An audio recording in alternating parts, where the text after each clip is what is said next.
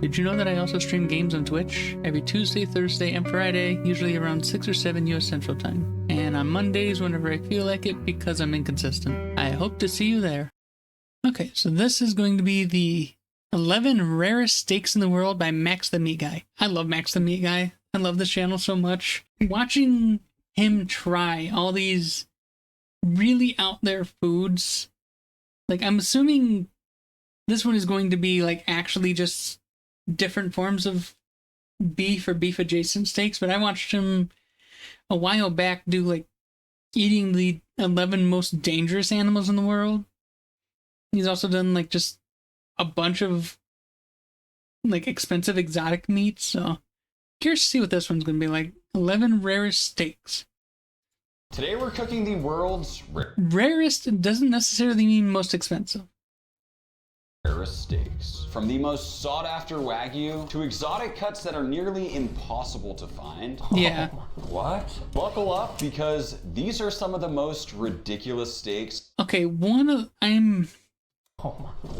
Buckle up because that is either veal or that might be sweetbreads, which I think, if I remember, it is like the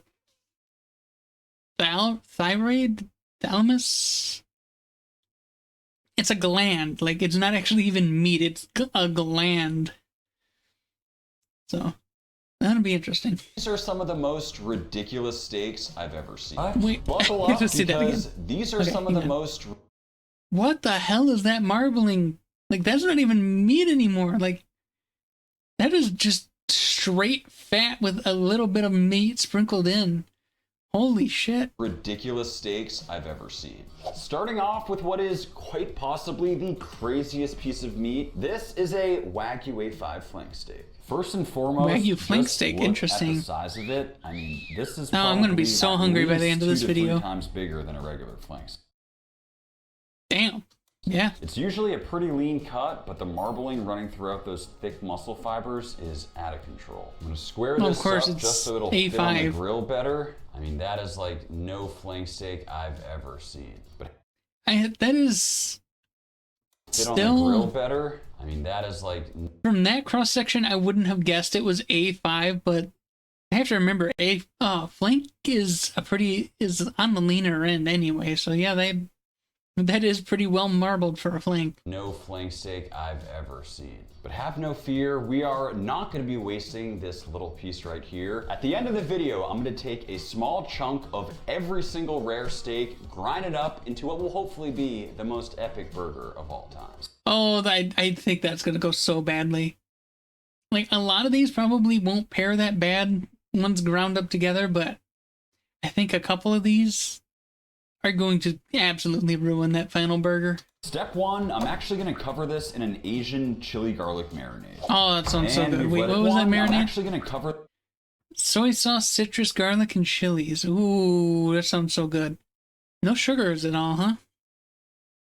Well, Asian style marinade, yeah, that makes sense.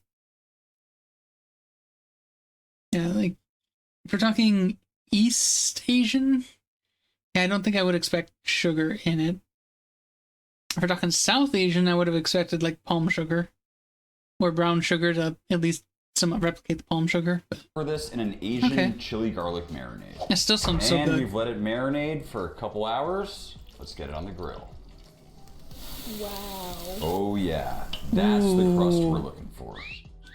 All that fat rendering helped crisp it up beautifully, and I'll take some slices. I can tell this thing is super juicy and tender. I just hope enough of the fat rendered out for it not to taste like a straight up stick of butter. It's thick. It's thick. Extremely thick. I mean, again, there was not actually that much marbling for being a Wagyu A5.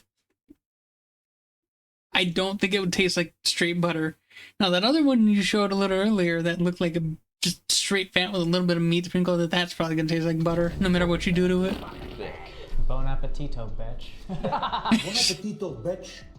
Oh my god, that is like nothing I've ever had before. The Wagyu completely coats your mouth. If it was cooked to maybe like medium or well done, I might like it more just because the fat content is so high. The crust, That's amazing. fair. It's tender, but almost a rubberiness of the texture from all of that fat. So mixed reviews here, but at least for me, that is amazing.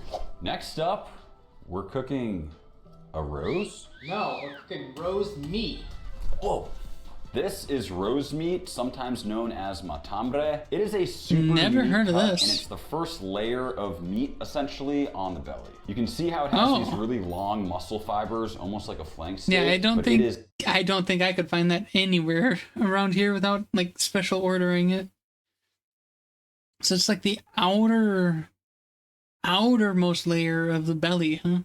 extremely thin. And the recipe for this one is absolutely wild. We're gonna start with a quick chimichurri. We'll add in our herbs, our garlic, and some shallots. We'll season it up. I've never followed had by chimichurri. some I need to olive make some oil, at some and point. then we'll just give it a mix. I'll start It by looks hitting so with a good little and bit of sounds so seasoning, good. and we'll throw on that beautiful chimichurri. Get it evenly distributed. It already smells unbelievable. Next we'll add some provolone. Next we'll add the peppers. And this is a first for me. We're gonna be adding some quartered hard-boiled eggs. And we'll roll it up nice and tight.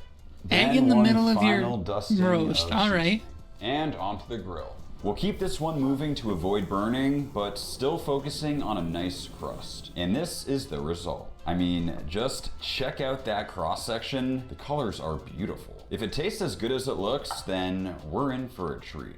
It looks beautiful. Flavor's great. How's the texture for you guys? I need like 5 minutes to chew this first, and then I'll let you know. You didn't tenderize it at It's all. impossible to chew. I love it. I just want to make it with a different cut that's more tender, and I think that'll be incredible. I think there's 2 ways we could have improved upon this. One, Yeah,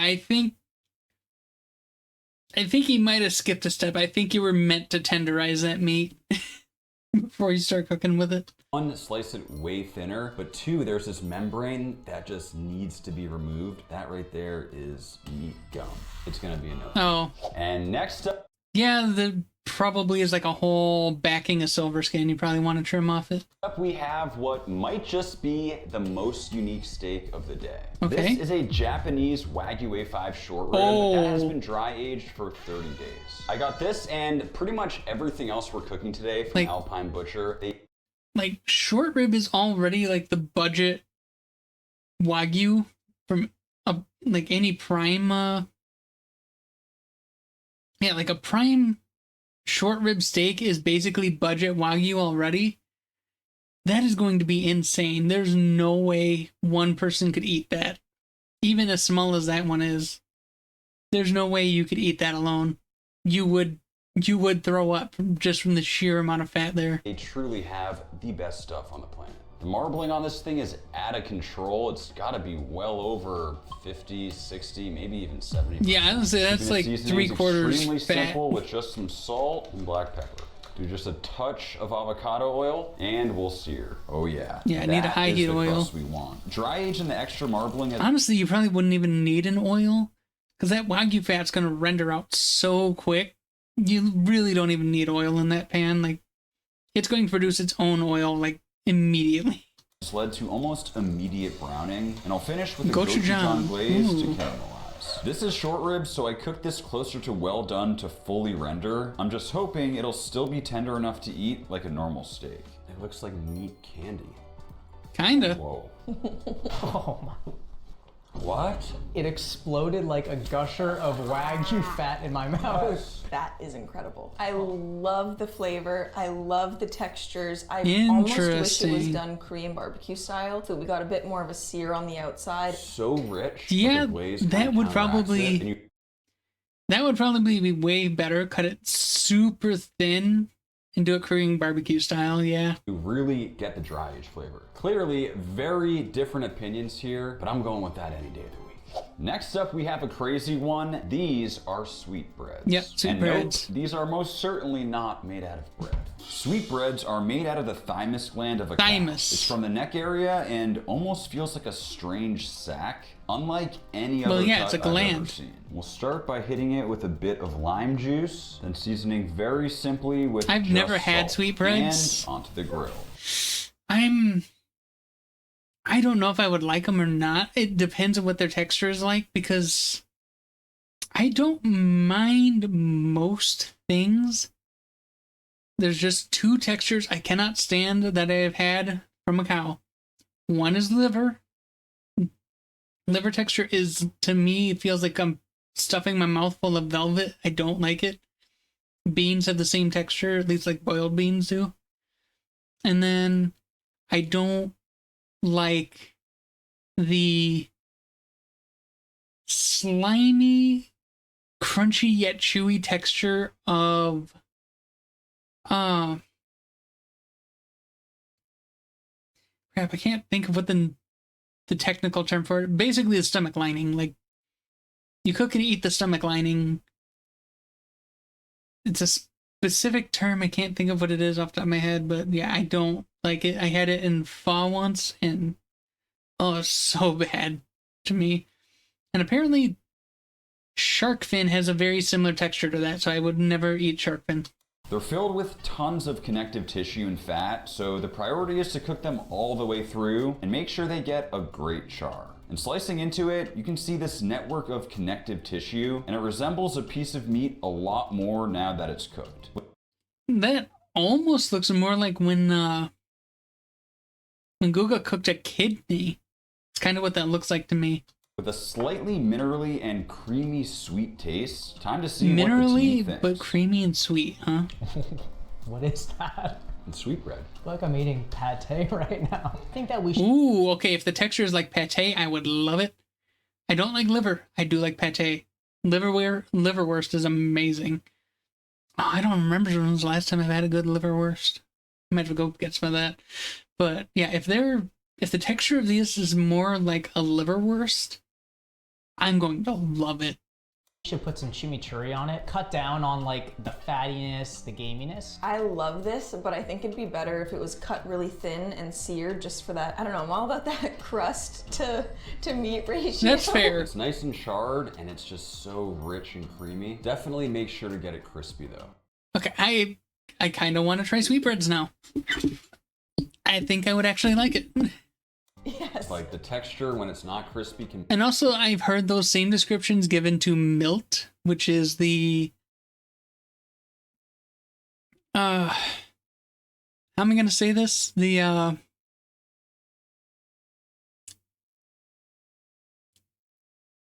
tender male bits of fish.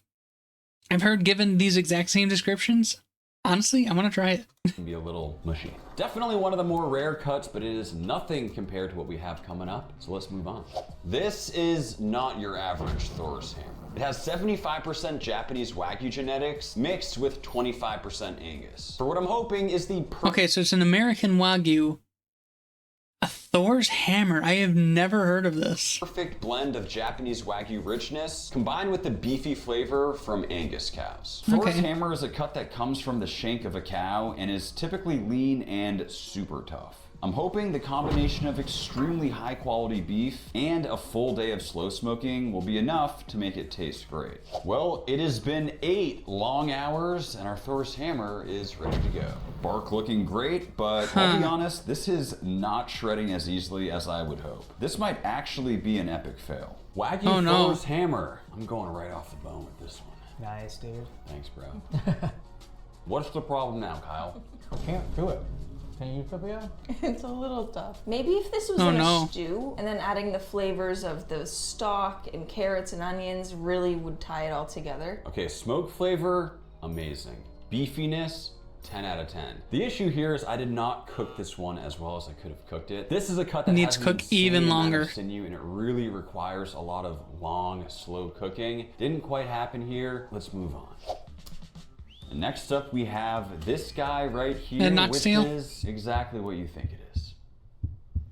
An oxtail. And not only that, it's Wagyu. Wagyu oxtail, all right. Profile. It's filled with incredibly marbled meat, and what you'll notice is that there's these joints kind of running throughout. Well, yeah, and it's a tail. the goal here is to cut in between those joints. Okay, we found a joint. You missed the joint. This is not going as planned. See? Yeah, you want to go careful. You can't just slap it. That is how it's done, folks. It's a super tough cut that requires a lot of tenderization. Tenderization. I've never cooked with oxtail. Works. Super interesting flower I shape. hear You them can mostly see all used that for marbling. like Who would have soups. known there's so much meat on the tail? Tibby, this is what you're missing out on in life. It's okay though. For the marinade, we'll combine some salt, black pepper, green onions, some thyme, some garlic, and some bouillon. And we'll give it a mix. Bouillon In seasoning, a huh? couple hours, and our pieces of oxtail are completely packed with flavor. Now we'll give them You're a gonna nice fry sear them, to not- really deepen the flavor. Don't forget Okay. that at the end of the video, Just seared. this, along with every other piece of meat, will be ground up into a burger. And based on I what hope I've you're gonna made cut so it off the far, bone. I'm honestly very nervous. And we'll I cover am- it. I with was water. nervous from the Finish start. with some beans and let it slow cook on low. Low and slow. And just like that, Okay. they should. Okay, very low, slow braise of them. Okay, braised oxtail I could see being good. Except most of the time when I hear oxtail being used, it's for a soup. Probably just so that the long boiling can break down the actual bone and cartilage in the middle. Basically making bone broth. Be done. The smell coming off these oxtails is just out of control, almost like a braised short rib vibe, but even deeper flavor, and they're insanely tender. Oh, After wow. that Thor's hammer debacle, we need something special. It's time for oxtail. Oh, you guys already ate. Oh, wow, okay. That's so good. Oh my goodness. Wow. Hopes were not high So going into braised this. For me, at least, this is oxtails. the best of the day, by far. 1000%. This is incredible. I think curry powder mixed with whatever else is in there cuts down the fattiness. It tastes like the most incredible beef stew I've ever had. I don't know if you guys can see it, but there's this Interesting. like little gummy knob. It's like gelatinous. It's almost like the cartilage on a chicken wing. But it's so soft. Yeah. Like it's fully broken down, and it's so beefy with all those other flavors. Okay, I might have to look up how to make braised It's one of my oxtails favorite now. things we've probably ever eaten on the channel, to be honest. With Oh, negative wow. Nancy over here. That's a pretty good score. Yeah, that's how you know it's good. This one is going to be hard to beat, but I do believe this next one has a shot. And next up, we have the rarest dry age project I've ever done. Starting off with a whole Wagyu A5 BMS 12 rib roast, which The is heck the is a highest BMS 12? marbling possible, and I want to add a kick. Oh, and to okay. help with the pouring, we actually have the founder of this hot sauce brand, Brooklyn. Hello. We completely covered the rib roast and let it absorb flavor overnight. Threw on In some hot diced sauce. jalapeno for color, and we'll see you. In 23 days. And just like that, it's ready to go. After nearly a month, the jalapenos are all shriveled up. But Well, what matters yeah. most is what's going on inside. Despite some minor oxidation, I'm very pleased that there is What is it? no interior mold or anything like that. What I do you think mean we're in good minor? shape. Took some slices, then Brooklyn removed the pellicle. Hit it with some salt. And black pepper. And just check out this crust. Okay, I want to back up. Anything like that. Some minor oxidation. Minor oxidation, the only part still pink is right here. The whole rest of this is brown. It's got some heavy oxidation. Oxidation's not actually bad, but they have some minor oxidation. It is oxidized almost all the way through. Okay. I'm very pleased that there is no interior mold or anything like that. I think we're in good shape. Took some slices, then Brooklyn removed the pellicle. Hit it with some salt. And black pepper.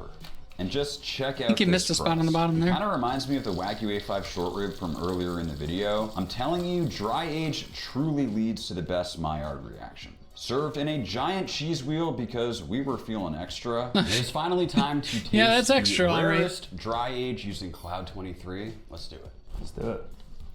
Oh man. Cloud 23 hot sauce, huh? Mouth. It is so rich. You get that like dry aged texture, and it's Wagyu A5. Like, it's hard to beat. This one is right up my alley. We're making the world's rarest piece of jerky. This is an Brisket absurdly jerky? high quality Okay. piece of meat, so I'm keeping the jerky seasoning simple with just some salt, some black pepper, A5 brisket. a bit of So did you brown just buy a sugar, whole ass balance it A5 all cow out. for this? Finally, some barbecue rub. Just It's for starting to pop feel of like- color.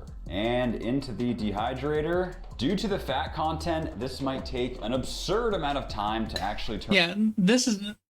My guess is this is actually going to be horrible because fatty meat does not make good jerky. In my experience. Jerky is best made from lean meat. Because the fat itself just doesn't really dehydrate, first of all. And it just kind of becomes waxy and gross. turn into jerky, but we'll find out. Speaking of jerky, if you are interested in supporting the channel, head on over to maxjerky.com. Your support is the reason we're able to do fun videos just like this. We have some absolutely incredible flavors. I promise you, it is the best jerky in the world, and we appreciate it. Same thought there with that bacon jerky. Like, I just don't think bacon jerky would be good. There's too much fat in it that just gets like hard and waxy and gross when it turns to jerky. Support. All right, guys, this jerky has been dehydrating for 24 full hours. This is what we got. I have never seen anything like this in my entire life. Normally, jerky takes 4 to 5 hours to cook, but even after 24, this jerky is still very pliable. Like, it should be bone dry after this. Because it's all fat and didn't get dried out. It still appears packed with moisture. Full day of dehydrating, and this thing is still just ridiculously juicy. Something you may not know is just we oily. eat an ungodly amount of jerky in this house. We get samples here all the time. When we make our jerky, we cook it for like 3 or 4 hours. This was cooked for 24 hours, and it is still way expecting this to be awful. normal stuff. Like awfully oily. It is so rich. It's like candy. I feel like I'm eating a bacon jerky almost. If you get a piece that's mostly meat, it's actually really good. If you get any other piece, it's just all fat. And people always ask us like, oh, why don't you make Wagyu jerky? This is why we don't make Wagyu jerky. It's impossible to cook. It's like rich, texture's perfect, a little sweet, a little salty. I do agree though, you need to get a piece that's like majority meat. Extremely. So, and you're making it with Wagyu, which is like 90% fat. So getting a piece that's all meat is basically never going to happen. So yeah, it's great if you get an all meat piece, but you're cooking with something that's almost entirely fat, so you're not going to get an all meat piece 90% of the time. Inconvenient and expensive to make, but I'd say worth it. And next up, it is time for Argentina's most prized cut, the vacío. This cut is super unique and pretty much impossible to find in America. So shout out to my guys at Corte Argentino for hooking it up. The first thing you'll notice is tons of fat and silver skin over the top, and also on the bottom. And it is super cool to see one of these whole because it includes part of the inside skirt, the flank steak, as well as the flat meat. Because of all the fat, the first thing I need to do is an absolutely insane amount of trimming. Psych! No. I can already hear my good friend Al Frugoni yelling at me. Ready? No. That is a big no-no when it comes to open fire cooking. And to season, we're keeping it No very trimming. traditional with just salt. It is a huge I feel like because of that silver skin there, that salt's not going to absorb then.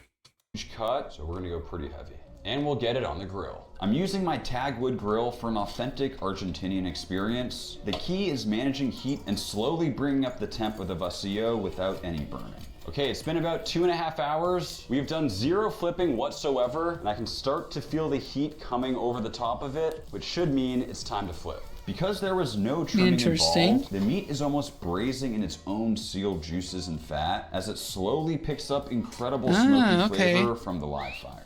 There's no... So you want the silver skin left on so it contains all the meat, keeps everything inside. All right. shortcut to achieving that deep golden brown color. It's all about patience. It's been just about 4.5 hours, and our vacío is done. And just take a look at this beautiful piece of meat. Through that slow cooking process, all the fat has just caramelized, beautiful golden brown. We'll go for a slice and... Ooh, I heard crisp. Okay. Yeah, I think juicy would be an understatement. This is just only a level of juiciness you can get by slow cooking, and also by cooking cuts that have a good amount of connective tissue. For example, a tenderloin will never ever be this juicy, and as a result, quite honestly, never tastes as good as this, in my opinion. I mean, I'm just gonna say it, I enjoy that more than a perfectly cooked brisket. I echo that a million%. Really? This gives you all the beefiness, all the smokiness, all the yumminess of a brisket, but better, like steak texture. But it is cooked over fire, which is very different than smoking. Like, to me, it's a more refined, grilled flavor. And this like crispy top situation is the best thing ever. It gives you the good, extreme tenderness and juiciness of a brisket without that overpowering smoky flavor. It's almost like a better brisket. It may be a little difficult to find, but if you... I would argue not better, just different. I've never had it, but I'm just gonna say, like, because it's gonna be lacking a lot of that smoky flavor, I think it just depends on what you're in the mood for. If you really are in the mood for a smoked brisket, I bet you this won't hit as well. You can, it is absolutely worth giving a shot. And next up we have an extremely cow tongue. unique beef tongue. Max, where'd you get that? You don't want to know. Yo, yeah, I've been told there's a high concentration of wild cows in the area. I see one.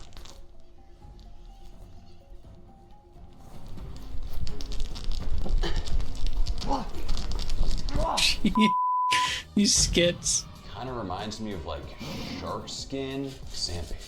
I am Yep. gonna take a little slice from here just to see what we're working with. I mean, it was hard to tell from the outside, but that's just ridiculous. I mean, that That's what that high marbling is? Oh, because it's a Wagyu beef tongue. Okay, that makes sense. looks like beyond Wagyu A5.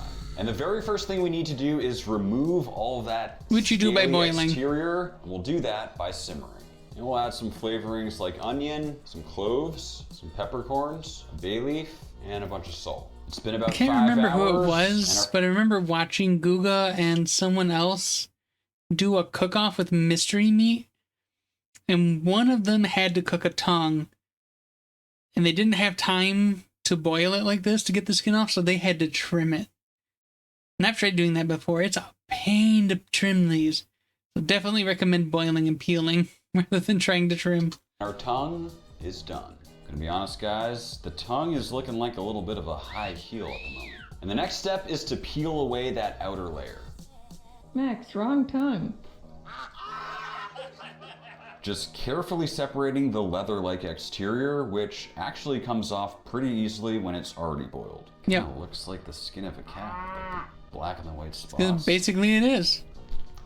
Now we'll remove the tip of the toe. Ooh. And we're left with a perfectly clean tongue. After simmering for so long, all the connective tissue's broken down, and the tongue is slicing like butter, and it's clearly packed with moisture. But it is lacking in color, so we'll finish by searing over pretty high heat for some caramelization and texture. Oh, that looks so good. This stuff smells like beef bacon. Chopped up It into almost little kinda looked tender like Spam cubes for a moment onto a there. taco, and it's time to taste the tongue. Stomach is starting to feel very weird at this point.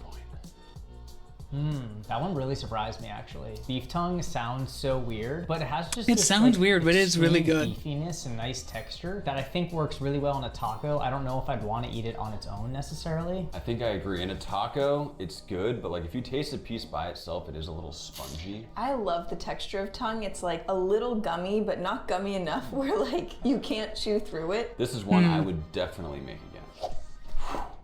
And next up, we have what may just be the rarest brisket I've ever laid my hand on. Ah, okay. Not only is this brisket flat Wagyu A5, but best- it's also been sitting in my freezer An A5 for the brisket past, flat. I think like 3.5, maybe even 4 years. 4 years? So I have no Ooh. idea if it's still gonna be good. It has a Yeah. huge Like I've gotten lucky and had things that are like 2.5 years old still be good if a little funky, but I don't know if I would go for something 4 years in the freezer. Like I don't know about that. No. Oh, I think this might be bad. I don't know, the very center might be okay, but if this were mine, I'd be tossing it out. Like, actually, if it was mine, it wouldn't have been left in the freezer that long. Not something like that. A5 brisket. Like, the things that get left in my freezer that end up being like 2.5 years old is usually pork steaks. It's usually pork, not beef. Beef does not end up sitting in our freezer that long. fat cap over the top. And usually a brisket flat is lean, but the marbling here is out of control. I am gonna take a little slice here just to see if Give the it a smell inside check. looks any different. I mean, just check out that color. Yeah, marbling. but smell for I rancidness. mean, based on how it looks and smells, I would never have guessed this has been in the freezer for 4 Okay. years. We'll start by Like hitting it.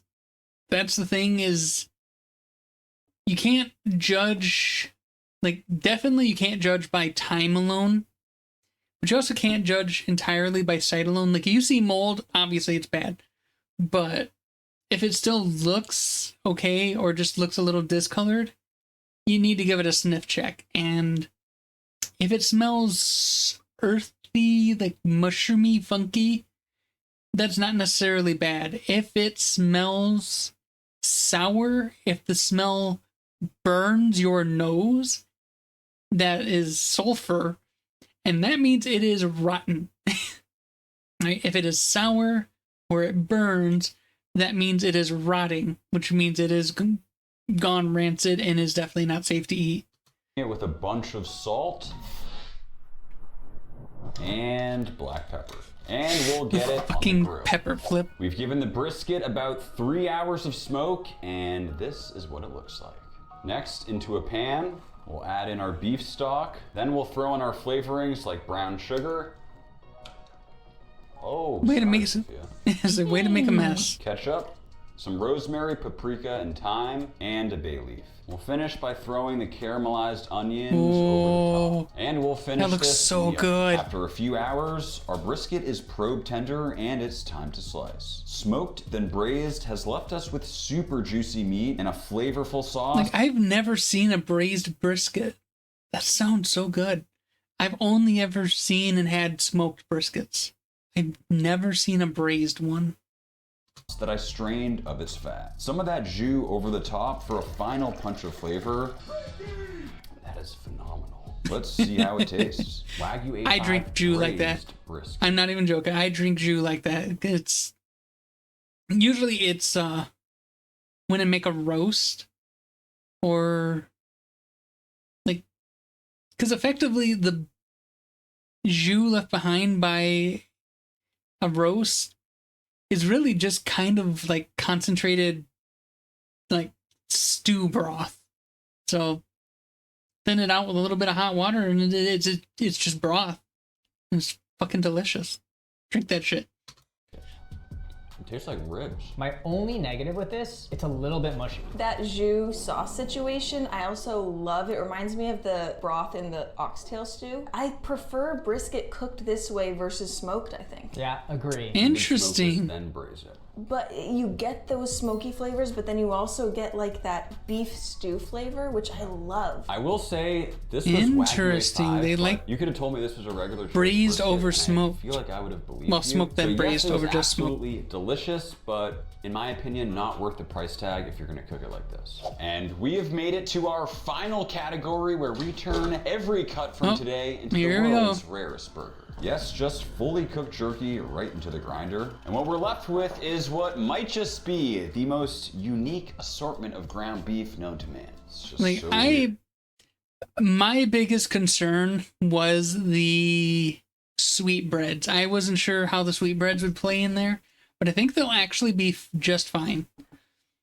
So I'm feeling better about this burger than I was at the start. We'll see how it goes. Weird to think that there's a sweetbread, among other things. And get a pan hot with some oil. Next, time to sear. A little basting never hurt anyone, and I really want to taste the flavor of this beef, so keeping this cheeseburger as simple as it gets. What's in this burger? Everything. It's so good. It's like a So good. really Ooh. yummy, medium rare, good burger. It's very rich, probably too much fat in there. A little bit of dry aged funk. Probably too much fat in there. I mean, you only had like what? 6 out of the 11 of these were Wagyu A5. I don't doubt that there's way too much fat in there. I don't know if I'm getting the beef jerky or the sweetbreads, but all things considered, I was expecting this to be disgusting. This is a burger they should be selling at McDonald's. And with that, really hope you enjoyed the video. McDonald's can't afford that shit. McDonald's can't even afford to outcompete fucking Texas Roadhouse at this point.